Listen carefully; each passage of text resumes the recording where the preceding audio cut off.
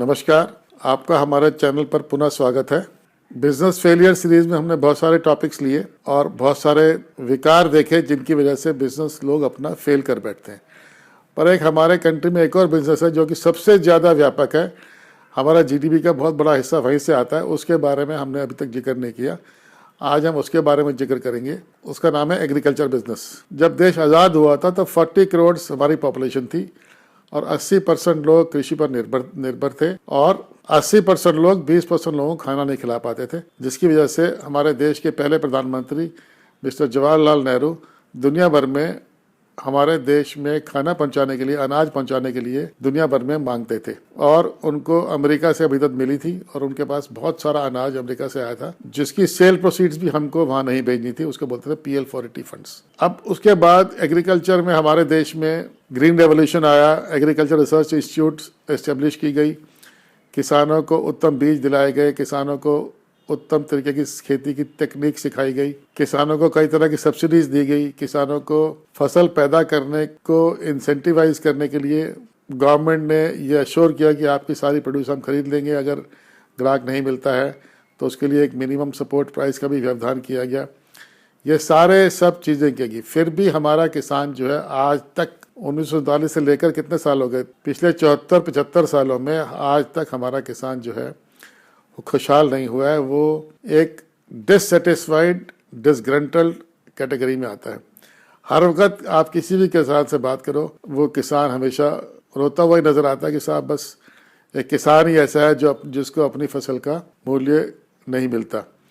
हम किसान लोग जो हैं, हम सभी जितने भी हम, क्योंकि 80% लोग कृषि पर निर्भर थे, आज की तारीख में 60% से कम लोग हैं। पर जितने भी लोग आजकल एग्रीकल्चर सेक्टर में काम नहीं करते हैं या एग्रीकल्चर सेक्टर से लिंक नहीं है, वो किसी जमाने में उनके फादर या उनके फोर फादर किसी जमाने में एग्रीकल्चर से लिंक्ड थे और एग्रीकल्चर की बेसिक इकोनॉमीज के बारे में हम सबको पता है, पर हम उसे इम्प्लीमेंट नहीं करते हैं। क्यों नहीं करते हैं, ये हमें आज तक समझ नहीं आया। किसान आंदोलन करता है, जगह जगह बैठता है, टाइम वेस्ट करता है। पिछले 1 साल तक दिल्ली बॉर्डर पे किसान आंदोलन चला, एक ऐसे इश्यू पे चला जो कि उनके लिए बेनिफिशियल था, फिर भी ये उनके किसानों की बेवकूफ़ी रही। अब किसान जो आंदोलन करता है, जिस वजह पे आंदोलन करता है, महाराष्ट्र में किसानों ने दूध के डोल सड़क पर फेंके कि वहाँ लेके जाओ तो दाम नहीं मिलता है। टमाटर खूब सड़कों पे फेंके गए, ट्रकों के नीचे फेंके गए और प्याज फेंके गए। इतना बुरा हाल हर चीज़ में। और खैर हमारे देश में तो गेहूँ जलाने की नौबत तो नहीं आई, पर किसी कंट्री में इतना गेहूँ पैदा हो जाता है, कई बार गेहूँ को जलाना पड़ता है या गेहूँ डायरेक्ट जानवरों को देना पड़ता है। ये सब हुआ, पर किसान का हाल ये क्यों है? उसके लिए सरकारें जिम्मेवार हैं, उसके लिए कंज्यूमर जिम्मेवार है, उसके लिए किसान खुद जिम्मेवार है। जहाँ तक मेरी समझ पड़ती है, हालांकि लोग मुझसे इस बात पे एग्री नहीं करते हैं, पर जहाँ तक मेरी समझ पड़ती है, किसान इसलिए परेशान है क्योंकि वो दूसरों को कॉपी करता है। अगर किसी साल, मैं एक एग्जांपल दे रहा हूँ, अगर किसी साल टमाटर में अच्छा मुनाफा हुआ, सपोज टमाटर की फसल कम हुई और टमाटर में अच्छा मुनाफा हुआ, तो उस इलाके के सारे गांव में लोग किसान टमाटर बो देते। अगले साल इतना टमाटर हो जाता है कि रखने की जगह नहीं होती। इतनी हमारे पास प्रोसेसिंग इंडस्ट्री नहीं है कि हम उस टमाटर की सॉस बना के रख लें, प्यूरी बना के रख लें। प्रोसेसिंग इंडस्ट्री है, पर इतनी नहीं है कि जो किसान ने हजारों टन टमाटर पैदा करते उसको प्रोसेस नहीं कर सकते। फिर क्या होता है, फिर किसान होता है कि हमारे टमाटर का जो है ग्राहक नहीं है, हम तो बर्बाद हो गए, मर गए। सरकार हमारा टमाटर खरीदे, सरकार की टमाटर जो है सरकार की लिस्ट में आता नहीं है, खरीदने वाली लिस्ट में, तो इसमें किसान खुद ही बर्बाद होता है। अगर किसान आपस में बैठ के ब्लॉक वाइज, जिला वाइज, जैसे भी आपस में बैठ के ये तय कर ले कि भैया कितने इलाके में टमाटर बोना है, कितने इलाके में गन्ना बोना है, कितने इलाके में गेहूं बोना है, कितने इलाके में सरसों बोनी है, ये सब देख ले और किसान थोड़ा अवेयर भी हो जाए, रेडियो सुने, टीवी सुने, तो उसको मालूम पड़ता है कि कौन सी फसल बोनी चाहिए। जब मैं गांव के ब्रांच में था तो मैंने इकोनॉमिक टाइम्स से पढ़ लिया कि मलेशिया में पामोलिन की फसल इस बारी खराब होनी शुरू हो गई है। तो मतलब ये है कि हमारे देश में जो तिलन के नाम पे इंपोर्ट होता है वो मोस्टली पामोलिन ही होता है और मलेशिया से ही होता है। तो उस केस में क्या हुआ कि मैंने अपने जिस गांव में मैं ब्रांच मैनेजर था, मैंने वहाँ किसानों को बोला कि भैया आपकी बारी तुम जो है सरसों बो देना। सरसों जनरली गेहूं के साथ साथ बोई जाती है, पर मैंने आपको सारी सरसों बताना, तुम गेहूँ मत बोना तुम। तो मुझे वो लोग मेरी इंसल्ट करते हैं, बोला मैंने जैसा आपको तो कुछ पता तो है नहीं, आपको ये पता नहीं कि भुट्टे का पेड़ कौन सा है, बाजरे का पेड़ कौन सा, आप हमें सिखाने चले हो, हम तो नहीं आपकी बात मानते हैं। ठीक है भैया, नहीं मानते तो क्या करें, हम आगे से बोलना बंद कर दिया। पर एक किसान ने हमारी बात मानी, उसने सरसों बो दी, और जैसे जैसे सरसों उसकी, जब तक सरसों कट के बीज निकल के आया तब तक जो है सरसों के दाम बहुत बढ़ चुके थे, और उसने उस फसल में अच्छा मुनाफा कमाया। और मैं किसी आसपास के ऑफिस में गया था, उसको पता लगा कि मैं यहाँ आया हुआ हूँ, मुझे मिलने आया, कहता बाबू जी आपने तो हमें लखपति बना दिया, आपने हमें ऐसी बात बता दी कि हम उस सरसों से हमने इतना प्रॉफिट कमा लिया कि पूछो मत। मैं क्या क्या तूने, हमने कहते हैं हमने सरसों बोई, आपने कहा सरसों बन, सरसों बो दी, हमने सरसों आखिर तक उसको ले गया, हमने उसके बीज निकाले, हमने बीज कनास्तरों में भर के रख दिए, क्योंकि सरसों का बीज जो है वो आसानी से पेरिश नहीं होता, गेहूँ वगैरह जो है पेरिश हो जाते हैं, खराब हो जाते हैं। तो सरसों में जैसे सरसों महंगी होती है, थोड़ी थोड़ी सरसों बेचता रहा, सारे घर का काम चल गया, सारे काम चल गए, फिर भी पैसे अच्छे खासे बच गए। तो वो इस बात से बड़ा खुश था। एक तो क्रॉप रोटेशन वैसे भी करना चाहिए, क्योंकि उससे ज़मीन की उपजाऊ क्षमता जो है, वो ज़मीन की जिसे बोलते हैं फर्टिलिटी जो है, वो इम्प्रूव्ड रहती है। पर ये लोग भेड़ चाल में चलते हैं और क्रॉप को रोटेट नहीं करते।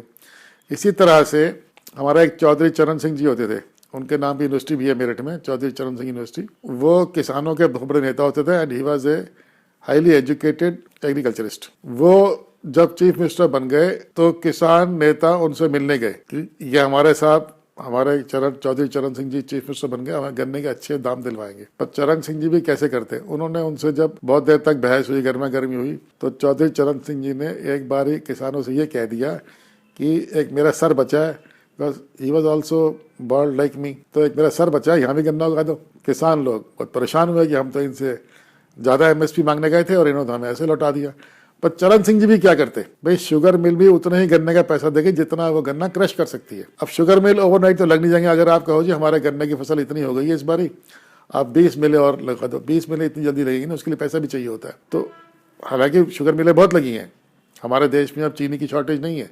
पहले ज़माने में चीनी जो है वो लाइन लग के मिला करती थी राशन में, मुझे याद है मैं लाइन में खड़ा होकर 2-2 घंटे लाइन में खड़ा होकर 1 किलो या 2 किलो चीनी, भुगती घटिया किस्म की चीनी मिला करती थी।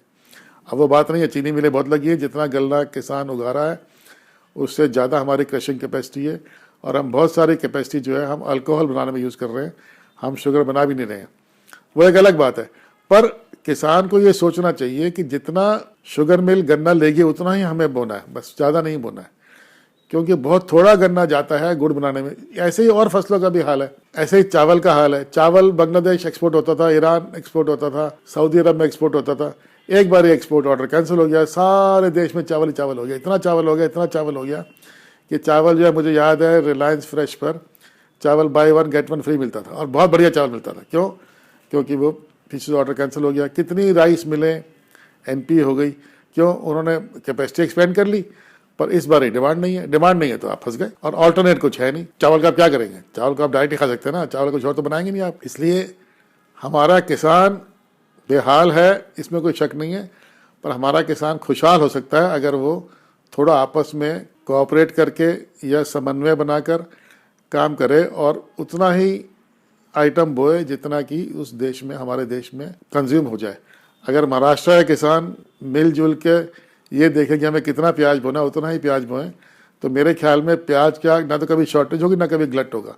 या हर तीसरे साल किसी ना किसी आइटम का ग्लट हो जाता है, और उस ग्लट में किसान इतना नुकसान उठा लेता है कि पिछले 3 साल कमाया भी दे आता है। इसलिए मेरा किसान भाइयों से ये आग्रह है इस वीडियो के माध्यम से कि ज़रा सोच समझ के फसलें बोएं, इस तरह से बोएं कि देश में उनकी यूटिलिटी बनी रहे और उनका माल जो है वो बिकता रहे। नहीं तो ये जो टमाटर की, प्याज की, हर चीज़ की बहुतायत और शॉर्टेज ये हर साल आती है, ये ठीक नहीं है।